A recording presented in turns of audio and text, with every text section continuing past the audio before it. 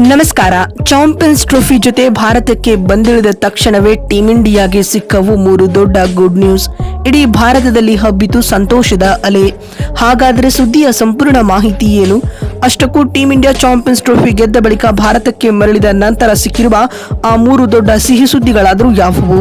ಹೀಗೆ ಇದರೆಲ್ಲದರ ಬಗ್ಗೆ ಇವತ್ತಿನ ಈ ಒಂದು ವಿಡಿಯೋದಲ್ಲಿ ತಿಳಿಸ್ಕೊಡ್ತಾ ಹೋಗ್ತೀನಿ. ಆದ್ದರಿಂದ ದಯವಿಟ್ಟು ಈ ವಿಡಿಯೋವನ್ನ ಕೊನೆವರೆಗೂ ನೋಡಿ.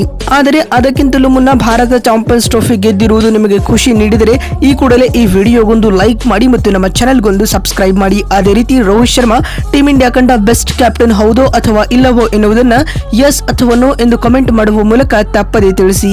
ಹೌದು, ಮಾರ್ಚ್ 9ರಂದು ದುಬೈನ ಅಂತಾರಾಷ್ಟ್ರೀಯ ಕ್ರೀಡಾಂಗಣದಲ್ಲಿ ನಡೆದ ಭಾರತ ಮತ್ತು ನ್ಯೂಜಿಲೆಂಡ್ ನಡುವಿನ ಚಾಂಪಿಯನ್ಸ್ ಟ್ರೋಫಿಯ ಫೈನಲ್ ಪಂದ್ಯದಲ್ಲಿ ಟೀಂ ಇಂಡಿಯಾವು ಭರ್ಜರಿ ಗೆಲುವು ದಾಖಲಿಸುವ ಮೂಲಕ ಬರೋಬ್ಬರಿ 12 ವರ್ಷಗಳ ಬಳಿಕ ಚಾಂಪಿಯನ್ಸ್ ಟ್ರೋಫಿ ಗೆದ್ದು ಬೀಗಿದೆ ಸ್ನೇಹಿತರೆ. ಇದಲ್ಲದೆ 3ನೇ ಬಾರಿ ಚಾಂಪಿಯನ್ಸ್ ಟ್ರೋಫಿ ಗೆದ್ದ ವಿಶ್ವದ ಮೊದಲ ತಂಡ ಎಂಬ ಹೆಗ್ಗಳಿಕೆಗೆ ಟೀಂ ಇಂಡಿಯಾ ಪಾತ್ರವಾಗಿದಲ್ಲದೆ ರೋಹಿತ್ ಶರ್ಮಾರವರ ನಾಯಕತ್ವದಲ್ಲಿ ಕಳೆದ 9 ತಿಂಗಳುಗಳಲ್ಲೇ 2 ಐಸಿಸಿ ಇವೆಂಟ್ಗಳನ್ನ ಗೆದ್ದ ವಿಶ್ವ ದಾಖಲೆಯನ್ನ ಟೀಂ ಇಂಡಿಯಾ ನಿರ್ಮಿಸಿದೆ. ಮತ್ತು ಇದೀಗ ಚಾಂಪಿಯನ್ಸ್ ಟ್ರೋಫಿ ಗೆದ್ದ ಬಳಿಕ ನೀಲಿ ಹುಲಿಗಳು ಭಾರತಕ್ಕೆ ಬಂದಿಳಿದಿದ್ದಾರೆ. ಮತ್ತು ಇದೀಗ ಟೀಂ ಇಂಡಿಯಾ ಚಾಂಪಿಯನ್ಸ್ ಟ್ರೋಫಿ ಜೊತೆ ಭಾರತಕ್ಕೆ ಬಂದಿಳಿದ ತಕ್ಷಣ 3 ದೊಡ್ಡ ಸಿಹಿ ಸುದ್ದಿಗಳು ಸಿಕ್ಕಿವೆ.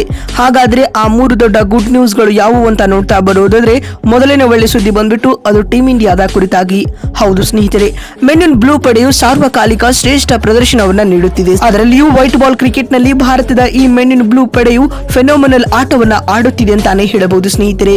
ಕಳೆದ T20 ವಿಶ್ವಕಪ್ ಗೆದ್ದಿರುವ ರೋಹಿತ್ ಪಡೆ ಇದೀಗ ಚಾಂಪಿಯನ್ಸ್ ಟ್ರೋಫಿಯನ್ನ ಕೂಡ ಎತ್ತಿ ಹಿಡಿದಿದೆ. ಇದರೊಂದಿಗೆ ಭಾರತೀಯ ಅಭಿಮಾನಿಗಳಿಗೆ back to back good news ಗಳನ್ನ ನೀಡುವಲ್ಲಿ ಟೀಂ ಇಂಡಿಯಾದ ಹುಡುಗರು ಯಶಸ್ವಿಯಾಗಿದ್ದಾರೆ. ಹೀಗಾಗಿ ಭಾರತ ಚಾಂಪಿಯನ್ಸ್ ಟ್ರೋಫಿ ಗೆದ್ದಿರುವುದು ಟೀಂ ಇಂಡಿಯಾದ ಅಭಿಮಾನಿಗಳಿಗೆ ಅತಿ ದೊಡ್ಡ ಸಿಹಿ ಸುದ್ದಿ ಅಂತಾನೆ ಹೇಳಬಹುದು. ಮತ್ತು ಎರಡನೇ ಒಳ್ಳೆ ಸುದ್ದಿ ಬಂದ್ಬಿಟ್ಟು ಅದು ವಿರಾಟ್ ಕೊಹ್ಲಿ ಮತ್ತು ರೋಹಿತ್ ಶರ್ಮಾ ರವರ ವಿಚಾರವಾಗಿ.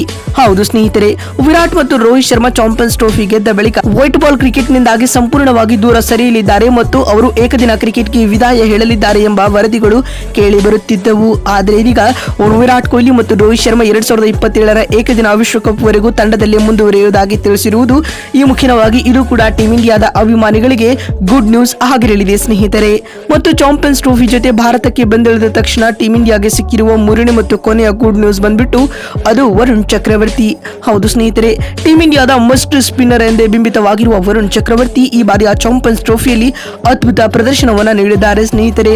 ನ್ಯೂಜಿಲೆಂಡ್ ವಿರುದ್ಧದ ಲೀಗ್ ಹಂತದ ಕೊನೆಯ ಪಂದ್ಯದಲ್ಲಿ ಕಣಕ್ಕಿಳಿದ ವರುಣ್ ಚಕ್ರವರ್ತಿ ಆ ಪಂದ್ಯದಲ್ಲಿ 5 ವಿಕೆಟ್ ಕಬಳಿಸಿ ಮಿಂಚಿದರು. ಅದಾದ ಬಳಿಕ ಆಸ್ಟ್ರೇಲಿಯಾ ವಿರುದ್ಧ ನಡೆದ ಸೆಮಿಫೈನಲ್ ಪಂದ್ಯದಲ್ಲಿ 2 ಹಾಗೂ ಕಿವೀಸ್ ವಿರುದ್ಧ ನಡೆದ ಫೈನಲ್ ಪಂದ್ಯದಲ್ಲಿಯೂ ಪ್ರಮುಖ 2 ವಿಕೆಟ್ ಗಳನ್ನ ಕಬಳಿಸಿದರು. ಇದರೊಂದಿಗೆ ಜಸ್ಪ್ರೀತ್ ಬುಮ್ರಾರವರ ಅನುಪಸ್ಥಿತಿಯನ್ನ ವರುಣ್ ಚಕ್ರವರ್ತಿ ಇಲ್ಲದ ಹಾಗೆ ನೋಡಿಕೊಂಡಿದ್ದರು. ಇದಲ್ಲದೆ ಭಾರತಕ್ಕೆ ಒಂದೊಳ್ಳೆ ಸ್ಪಿನ್ನರ್ ಸಿಕ್ಕಿದ್ರು ಅಂತಾನೆ ಹೇಳಬಹುದು ಸ್ನೇಹಿತರೆ. ಈ ಮುಖ್ಯವಾಗಿ ವರುಣ್ ಚಕ್ರವರ್ತಿ ರವರ ಈ ಟ್ರೆಮೆಂಡಸ್ ಪರ್ಫಾರ್ಮೆನ್ಸ್ ಕೂಡ ಟೀಂ ಇಂಡಿಯಾದ ಅಭಿಮಾನಿಗಳಿಗೆ ಗುಡ್ ನ್ಯೂಸ್ ಅಂತಾನೆ ಹೇಳಬಹುದು.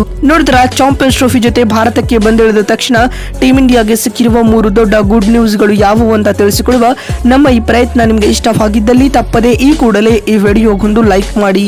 ಮತ್ತೊಂದು ವಿಡಿಯೋದಲ್ಲಿ ಸಿಗ್ತೀನಿ. ಅಲ್ಲಿವರೆಗೂ ನಮಸ್ಕಾರ, ಧನ್ಯವಾದಗಳು.